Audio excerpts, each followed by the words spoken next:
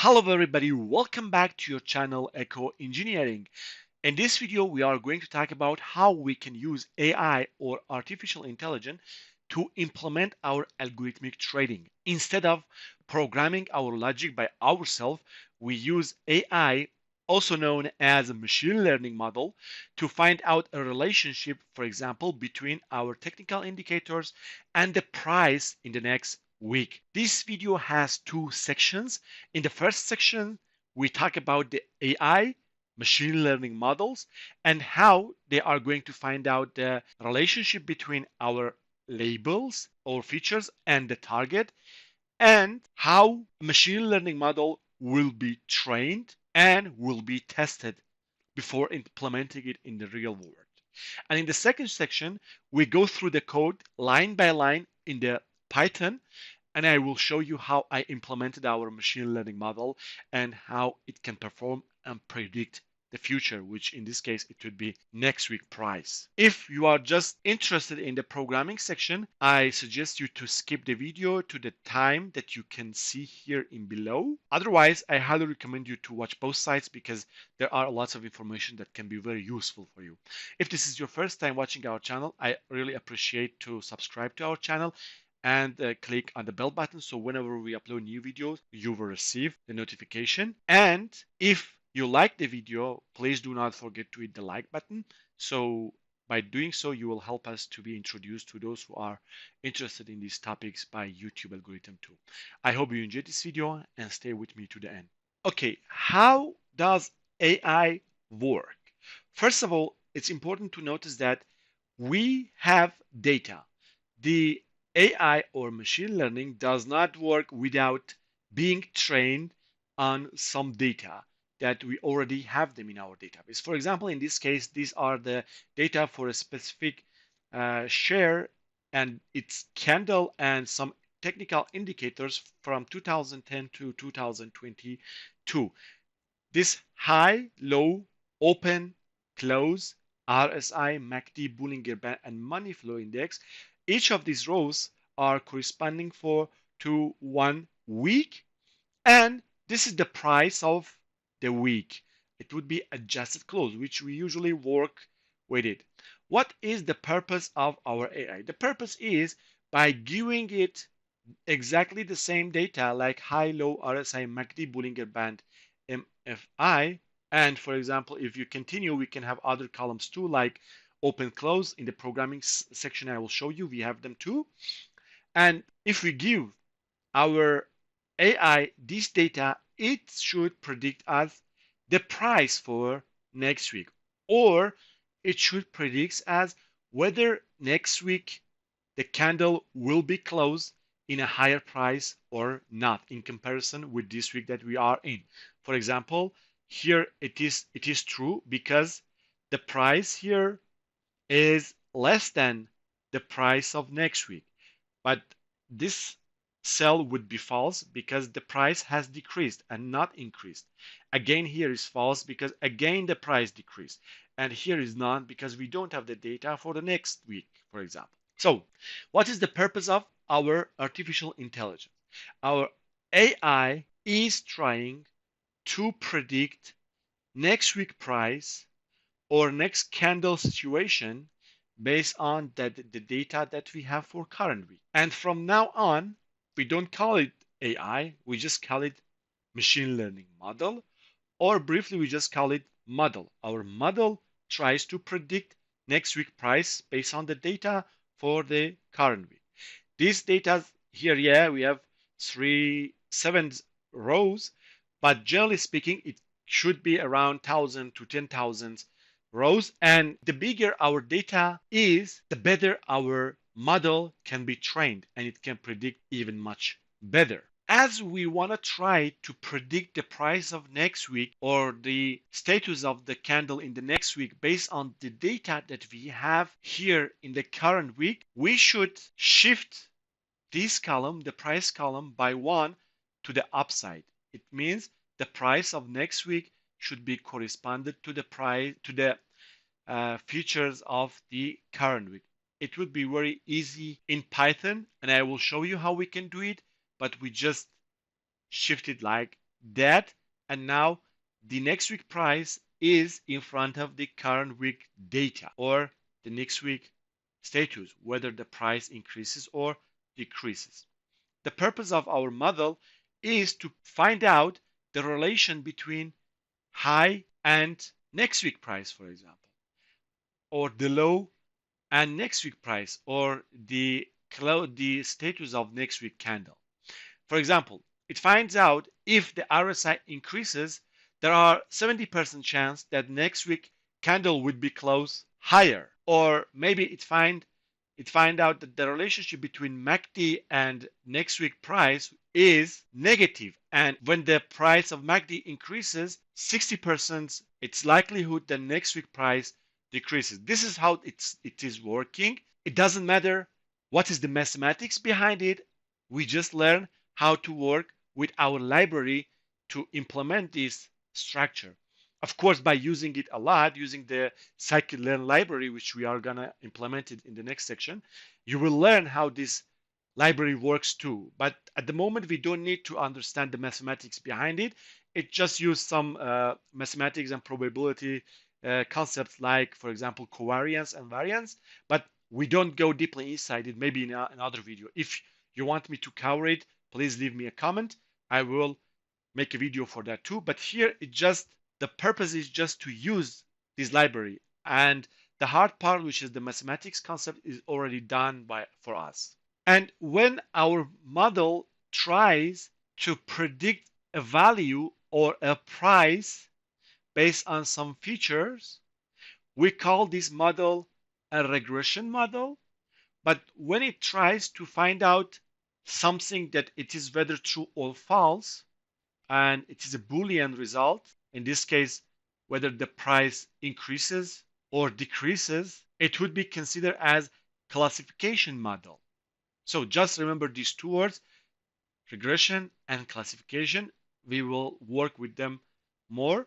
Just in classification, we have only true and false, but in a regression model, we try to predict a value. So how we are gonna train and test our model? First of all, we have a machine learning model. In this case, we are using the scikit-learn library to implement our model. We have our data, and we train our model based on these data. For example, we have 10,000 rows for our data, and we separate them to 8,000 rows and 2,000 rows. It means 80% of the data, we use them as a train data to train our models. And then the other 20%, which would be 2,000 rows, for example, we use it to test our model. It's very important that the data that is used to train the model be completely separated from the data that we are using to test the model. Otherwise, it would be like cheating. During the testing our model, the data that is used as a test data should have never been seen by the model during the training. We test the model with completely new data. And then when it has an acceptable performance during the test, we run it on the real data. For example, after training the model and the training data, it has the performance of 95% accuracy, but then we use it on the data that it has never seen before, which is the test data, and then the performance would be around, for example, 70% of accuracy, and still it's an acceptable performance. And to separate this data from each other, scikit-learn has a method named split test train test, and we use this method to split our data to train and test data. In the programming section, we do not try to predict the price, but we want to predict whether the next week candle will be closed in the higher price or not. So this would be our final data frame, something like that, okay? In this case, these columns would be considered as a features, and we call them X columns. And the column that we are going to predict its status is called target or Y. So our data would be separated to X train, X test, and Y train and Y test. And for example, if we have 10,000 rows, I would say we can have even 100,000 rows. the bigger the data is, the better performance our model would have and the better it would be trained. So we will have X train, X test, and Y train, Y test. Now we learn how the model will be trained and will be tested, but let's just have some comparison between the algorithmic trading and using AI or machine learning model to train for us. In the algorithmic trading, we have a programmer who has some idea and implement these ideas as an algorithm and then back test it and then use the logic on real data. But in the machine learning, we have a machine learning library and we have our data. Then we use 80% of the data to train the model, and they are called train data. And then we have a trained model. And now that the model is trained, we use the other 20% of data, which we call them test data, to test the model.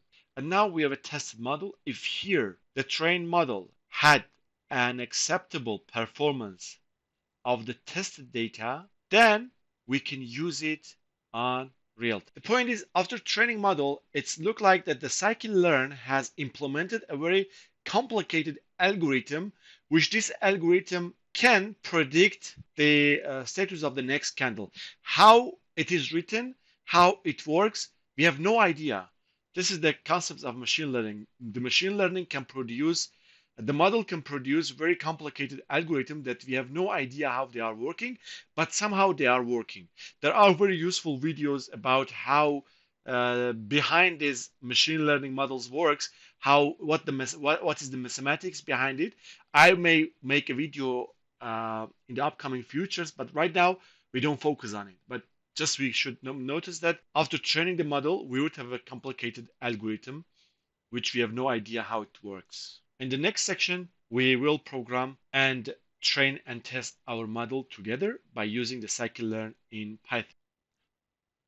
So in this section, we are going to program what we talked about in the previous section. First of all, we install the libraries that we are going to use here. We use exclamation mark, pip3, install, pandas, pandas TA, yfinance, and scikit-learn. Then we import our libraries. First of all, pandas to make the data frames, then yfinance to download the datas, and then we import Pandas TA as TE to work with the technical indicators, yfinance as YF to download the data, and Pandas as PD to work with the data frames. We have already learned how we can use yfinance and Pandas TA in the previous video. You can watch it if you have no idea how it works. You should learn it first. Then here we ask for the ticker. The ticker in this case is Apple, and we want to have our data. We use yfinance to download the data for Apple from 2015, or we can just change it to 2010. But I want it to be for the moment 2015 to the end of 2000, and the end date would be 2023, and the interval would be 1 week. So the data would be for 1 week candlesticks. I press Shift and Enter, and first we need to run this cell, then Shift and Enter, and we have downloaded our data. I can, for example, here just look at our data. This is what we have as a data frame: open, high, low, close, adjusted close, and volume for each weeks from 2015 to the beginning of 2023. Each of these rows are corresponded to one specific week. This is our data now. We want to add to this data frame, to this table, RSI, MACD, Bollinger Band, Money Flow Index, Single Moving Average 20, Single Moving Average 50, Exponential Moving Average 20, and Exponential Moving Average 50.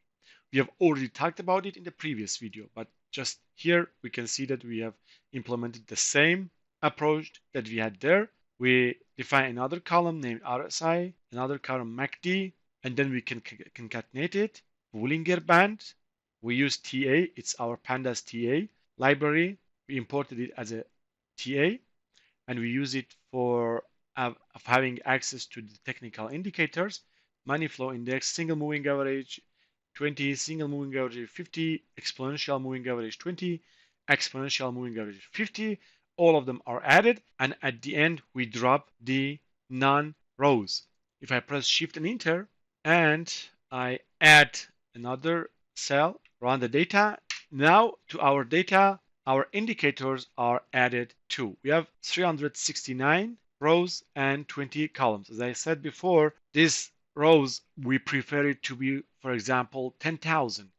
The bigger our data is, the better our data would be trained. But I just want to run it now for this specific time and candles, and you can do it by yourself. For example, go and test it from 2020, 2002, or 2000 to 2023 to the current date. Like, for example, for 3 years.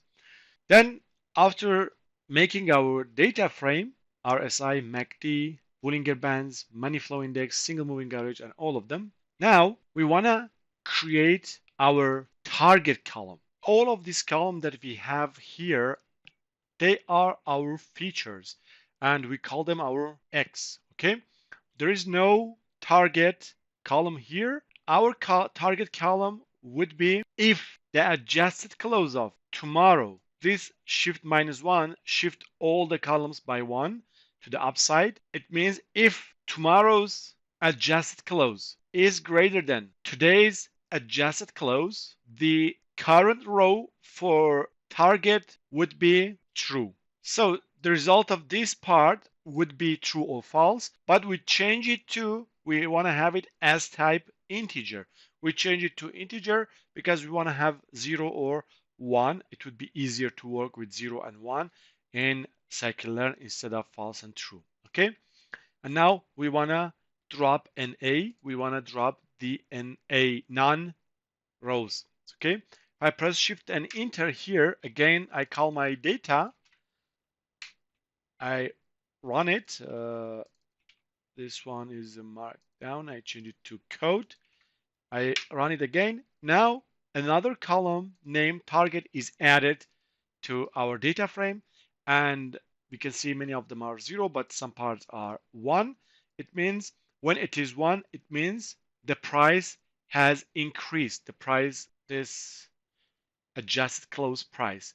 For example, here from this week to the other week, it has decreased. Then it would be, this one would be false.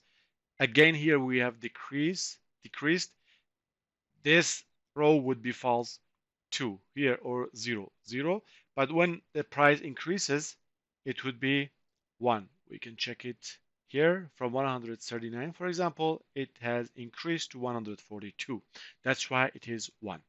Now that we have our features X's and target Y column, then now we can do our data engineering. We just say prepare data to be trained by random forest classifier model, and then we split the data into train test data. Okay, we have to, from scikit-learn, that model selection import train test split. This is a method, and our features will be data, and we just choose all the columns, and our target would be data and target column. But actually for our features, instead of just inserting all of the columns like that one by one, we could just simply say, for example, our features is equal to data dot drop, and we could just say, okay, drop the target column, and it would be the same with what we have here, but I just wrote it like that so you would notice that we can add all of these columns like that, but both of them are exactly the same. So I just comment this one. I don't want it to be run 2 times. Okay, then we have our target, our features, and we use the train test split method to have our X train and X test, Y train, and Y test. This one returns as 3 data frames.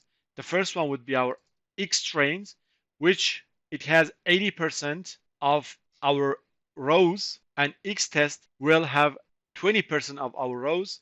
Y train will have 80% of the target, and Y test will have 20% of the target. And we just give this train test split method, we give it the data frame and our target, And we say, okay, our test size, we want to be 0.2. It means the test size for both y test and x test would be 20% of the all of these rows, which is 369.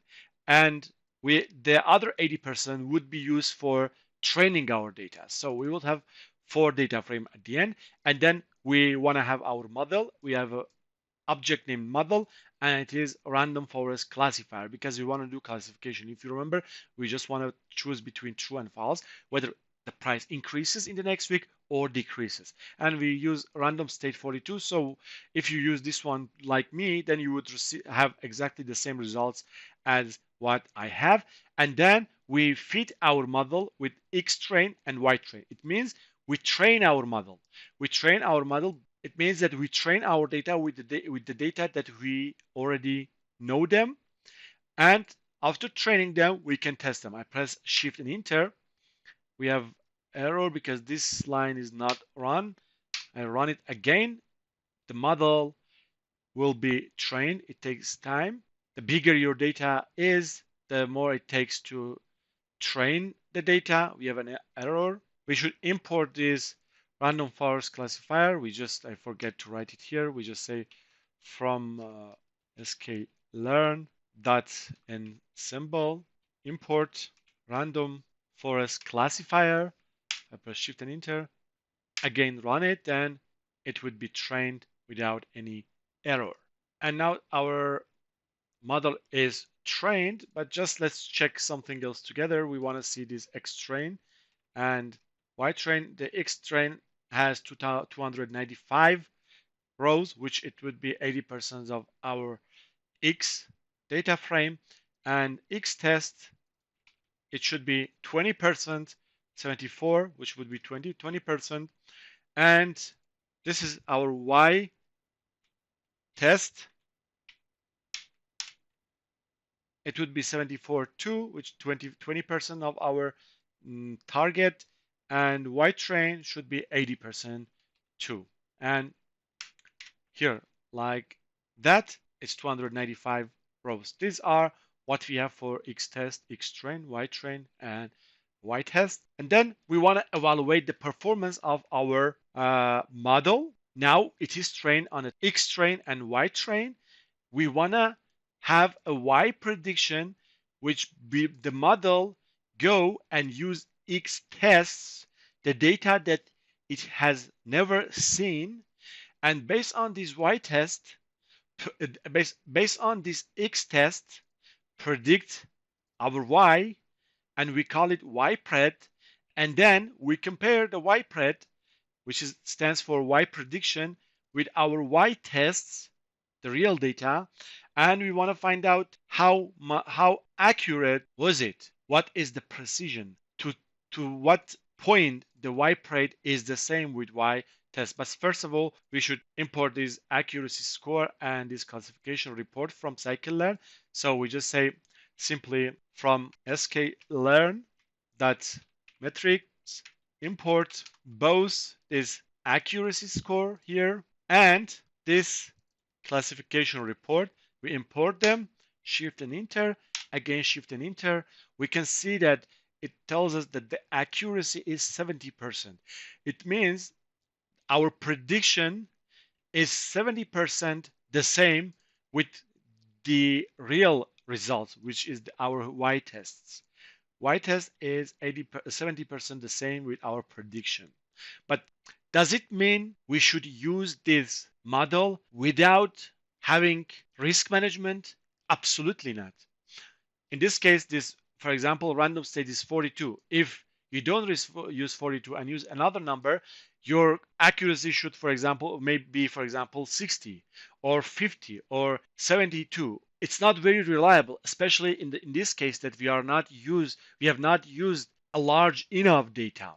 So remember, always you should use risk management, portfolio management, and you are always responsible for your trading. This video is only for educational purposes. So just remember, you should always take care of risk management. Now our model is ready. We can just use it to predict, for example, the future that based on, for example, the data that we have for today, we can predict what would be the condition and the status of next week candle.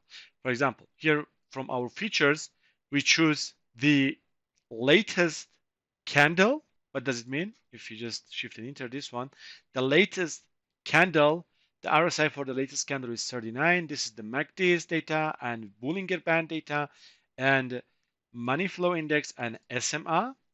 And we want to change it to, we want to see the values, just the values, like a list, an area.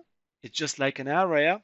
And we want to reshape it to be 1 by -1. You can see that another area is added. It's just like a nested area or a nested list. So we just give what we have here. You can see that we call it next week features. We call it next week features. And we try to predict the next week status by using our model that we trained, dot predict, dot, and inside of it, next week features. This feature that we have here right now. It is an area like a nested list. Okay, we insert it here and then we print the result. If the predict class is true or 1, we say it would be higher, and if it is 0, we say that it is lower. Press shift and enter. It just tells us predicted class for the end of the week lower. Okay, if we say, for example, -2, again lower, -10, lower here, -12. If we were in this state, then it would have predicted the next candle would be higher. So this is how we use it, and we don't need these 2 lines actually. I just delete them. This is how we use our model to predict the future candle. So the model is trained, then we test it, and we found out the accuracy is acceptable, which it is not really, because the data we only tested on 369 candles. We should test it at least on 10,000 candles, like that, something like that. The bigger, as I said, the bigger the data, the better it would be trained. So it's not actually reliable in this case, but you can just train it better. And after training it, we try to use it in the real data. I hope you enjoyed this video.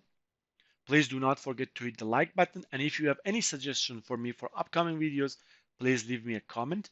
I will read it and consider it for upcoming videos.